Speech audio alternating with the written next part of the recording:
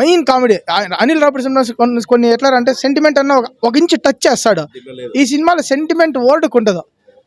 మొత్తం నువ్వు after long time Ravi Teja Kick cinema ఉంది కదా, ఆ ఫీల్ నీకు వచ్చేస్తుంది. నువ్వు సీట్లో కూర్చోవు.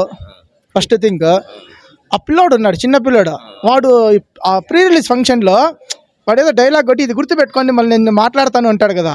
ఆ పిల్లల దగ్గర వాళ్ళు ఎందుకు మాట్లాడించినారో తెలియదు, కానీ ఇప్పుడు వీళ్ళు చేసే సక్సెస్ మీట్లో ఆ పిల్లని కూర్చోబెడతారు ఖచ్చితంగా. వాడిని పిలిపిస్తారు, వాడిని ఏం మాట్లాడదు, పిల్లడు ఏం మాట్లాడో తెలియదు. వాడిని ఏంది వాడిని ఊపు 25-30 నిమిషాలు వాడిని సినిమా ఉంది. హీరోని కూడా పక్కన దొబ్బేస్తాడు ఆ పిల్లాడు కామెడీలో. నీకు ఆ రోజు చెప్పినా నేను, వాడిని మినిమం గ్యారంటీ ఉంటుంది అని. అది ఏ హీరోకైనా వర్తిస్తుంది. ఆయన పెద్దగా ఇది చేయడు, అంటే దాన్ని ఏమంటారు, ఆయన చాలా సేఫ్ సైడ్ పోతాడు.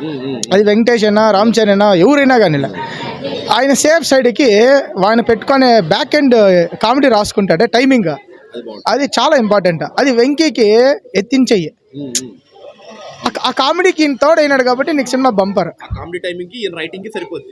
నిన్ను ఎక్కడ ఫెల్ డౌన్ చేయను, ఫెల్ డౌన్ అనేది ఉండదు. అది నీకు పేర్లు పడిన వెంటనే లాస్ట్ 15 minutes అయినా కూడా నిన్ను కూర్చోబెట్టి నవ్విస్తాడు.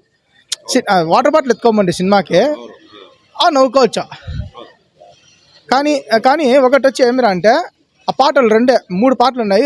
ఒక పాట బ్యాక్ ఎండ్ వస్తుంది, ఈ 2 పాటలు బాగా నీట్గా తీసుకొని వెళ్ళిపోయినాడు. స్టోరీ ఎక్కడ రివీల్ చేసే పంచాయతీ ఏంలా, ఏమనుకున్నా అది చూపిస్తాడు. ఆయన పుట్టించిండే క్యారెక్టర్ల దగ్గర ఏం రావాలో అది రాబట్టుకుంటాడు. ఎండింగ్ ఏం ఉండదు, అందరూ సుఖాంతంగా ఎండింగ్ చేస్తారు. ఈ సినిమాకి హైలైట్ వచ్చేమిరా అంటే కామెడీనే మెయిన్.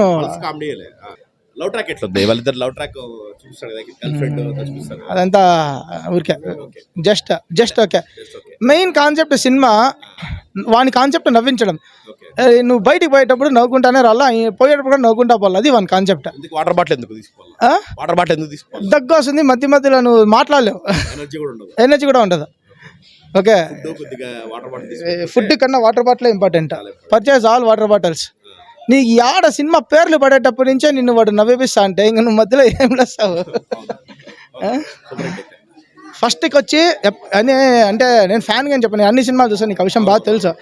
ఫస్ట్ డాకునే ఎందుకంటే ఈ డైరెక్టర్ ఎట్లా తీస్తాడో అందరికీ తెలుసు. ఈ డైరెక్టర్కి ఒక ఫార్మాట్ ఉంది, ఆయన నీట్గా ఎట్లా తీస్తాడో తెలుసు.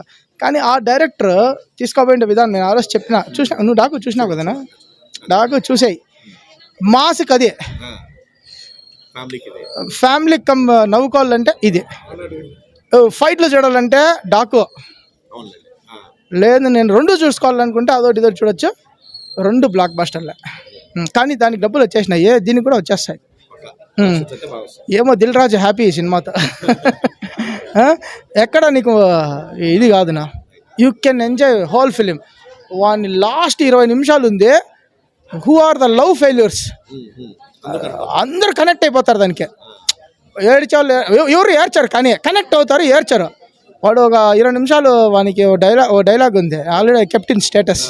ఓకే, అది ఏమిరా అంటే నిన్ను కూర్చోబెట్టనేది. వాడు ఇంటెన్షన్తో చెప్తాడు వెంకీ, ఏ హీరోనే చెప్పడు. మళ్ళా నిన్ను తీసుకొని పోతాడు. వాడు చెప్పేది కూడా నువ్వు ఒకవేళ లవ్ ఫెయిల్యూర్ అయ్యి బాధలో ఉన్నా కూడా నువ్వు నవ్వుకొని బయట వస్తావు, కనెక్ట్ అయిపోతాడు.